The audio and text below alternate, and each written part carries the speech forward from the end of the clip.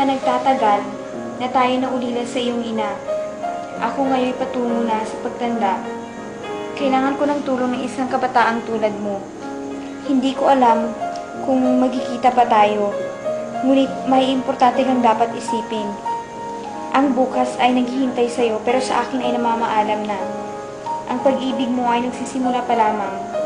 Ang sa akin ay nagwawakas na. Pero umiiyak ka at hindi nakapagtiis gayong ang pupuntahan mo ay ang bukas na napakahalaga para sa iyong bayan. Malungkot ang aking ama at kasabay ang pagluha. Niyakap ko siya at humingi ng tawad at sinasabi kong nakahanda na akong bumiyahe.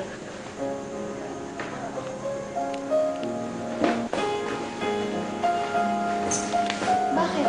Ano nangyari sa'yo? Dahil sa'yo, nakalimutan ko ang lahat, Maria Clara.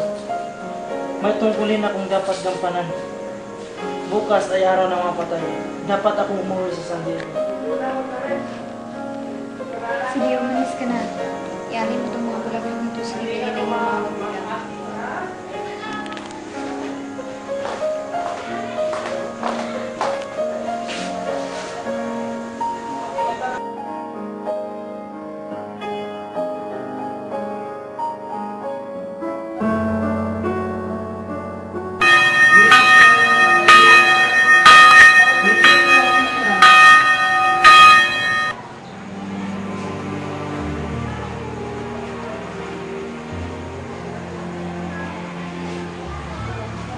Atakin mo ng lubig, Christine. Natatakot ako, kuya. Kung nasa bahay ako, hindi ako mapagbibintang ang magnanakaw. Kung malalaman ng inay, talagang magagalit siya. Sana, kuya, nagkasakit talaga ako para hindi na ako kumbento at hindi na nila ako mapalo. Sana sabay tayo magkasakit, kuya. Huwag mo yan sabihin, Christine. Kapag tayong dalawa nakakasakit, saan tayo kukuha ng pagkain? Magugutom tayo. Matay. Magkano sasahurin mo, kuya? 2 piso lamang, ngunit minultahan kasi nila ako ng 2 piso. Kuya, alam mo na, kuya, yung sinasabi nilang ninakaw ko para hindi na tayo pagbintang ang magnanakaw. Siyempre sinasabi mo, 35 yun. Hindi natin yung mababayaran. Sana nagnakaw na lang ako, kuya, para hindi tayo pagbintang ang magnanakaw. Huwag mo yan sabihin, Christine. Sasama, kurang papatay ako sa palo, kuya, pag hindi ko inilabas yung kwarta. Paano? Hindi ko ninakaw yung pera. Kung ninakaw ko lang yun, sana may pambibili tayo ng damit ni nanay. Kaso, hindi ko kinuha, kuya.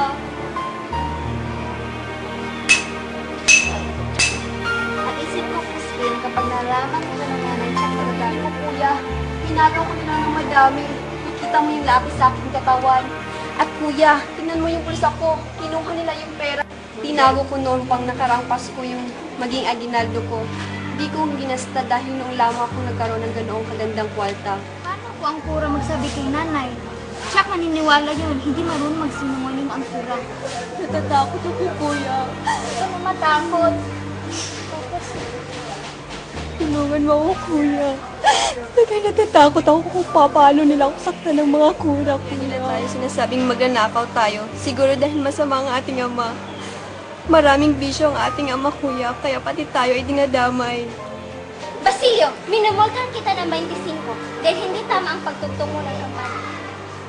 Ngunit hinihintay na po kami ng aming nanay. At ikaw, Crispin, maiiwan ka ngayong gabi hanggat hindi mo nailabas ang mga ninanakaw mo. Pero malayo pa po ang Sino ba ang dapat masunod? Halika dito, Crispin! Mama! Mama kayo sa kanya! Papatay nila ako! Bigyan ko siya!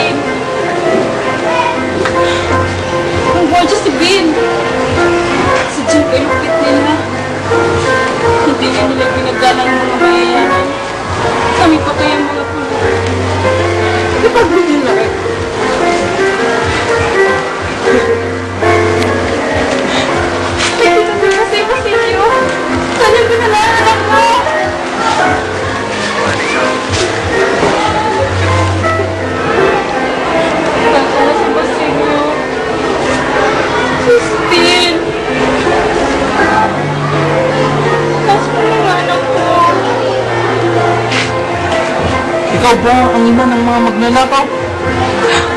Magsabi ka ng totoo. Saan ang pirang ibinigay sa'yo ng iyong mga anak? Ang pera? Anong pera? Huwag kang mapela at may masamang mangyayari sa'yo. Pumunta kami dito para uli ng iyong mga anak. Nakatakas ang panganay at nasana ang bunso. Ginoo, matagal ko na rin hindi nakikita ang anak kong si Crispy. Pinuntahan ko siya kaninang umaga sa kumbento.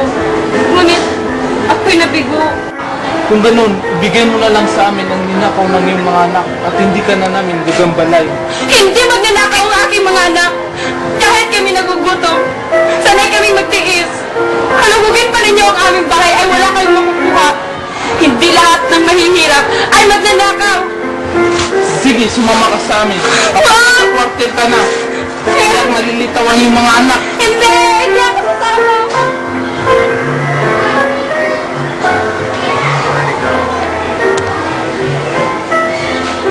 Silyo, Crispin, nasa namang hanap mo?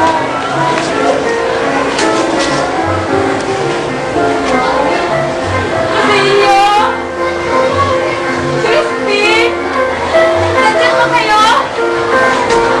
Silyo! Silyo, nasa namang anak mo? Silyo? Basilio! Basilio, magsalita ka! Hindi naman kasi Basilio.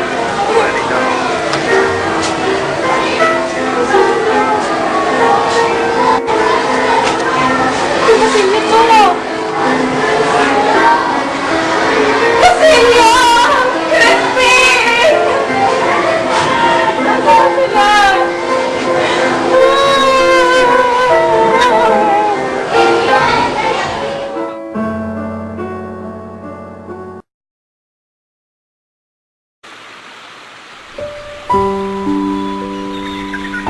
Halos buong araw, hindi kita nakikita. Nabalitaan kong ikaw ay may sakit, kaya pinagtulos na kita ng kandila. Bagamat ayon sa tatay, ay hindi naman gaanong mabigat ang iyong karamdaman. Hindi nila ako tinitigilan mula kagabi hanggang ngayon. Hiling sila ng hiling na tumugtog ako ng piano, at inaanyayahan din nila akong sumayaw. Masyado silang mapag-abala, kundi na kay Padre Damaso na walang tigil sa pagkabalita sa akin nang ako ay malibang. Siguro ay tinulugan ko na sila. Isulat mo sa akin kung ano ang iyong karamdaman at ipagkikiusap ko sa tatay na dalawin ka. Ngayon, magsasadya din dyan ate para ipagluto ka ng saa. Sanay siyang magluto kaysa sa iyong mga katulong. Hindi ka dumalaw dito bukas. Hindi ako dadalo sa pagbasbas at paglalagay ng unang bato sa paaralan. Hanggang dito na lang, Maria Clara.